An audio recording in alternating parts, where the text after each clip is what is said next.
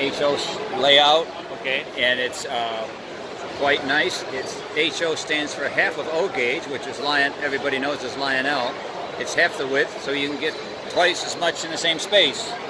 Or if you were to take this display here and put it into O gauge, you'd have to have twice as wide and twice as long, because this is just half the width of O gauge.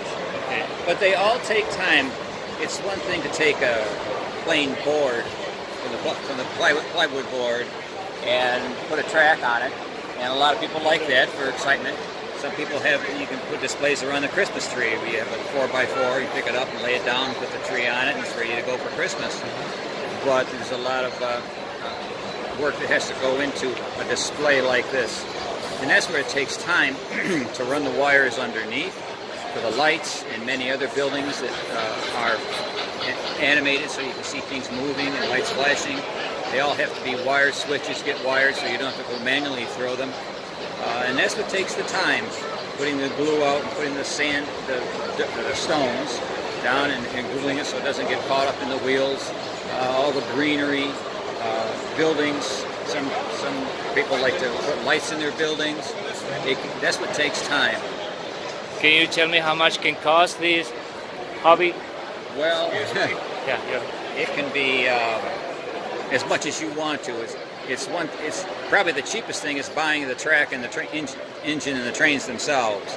What time comes in is building this and buying the little people.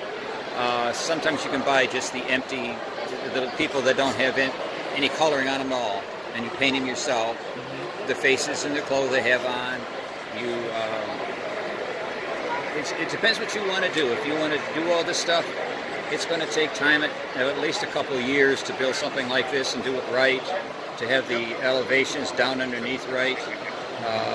It takes time. That's what you got to do, and that's what half the fun of the hobby is building these things. But if you want to have a simple display and just watch trains go around, you can do it in a plywood board. And I would recommend also that you have the thicker plywood if it's going to be just the board itself, like at least a 5/8 or 3/4 inch plywood. It has less tendency to warp. Okay, so if it's going to be one board, you could do half inch.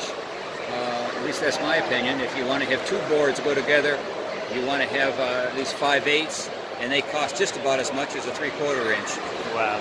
So that's what I'd recommend to folks to think about. Well, thank you so much for the info. You're welcome.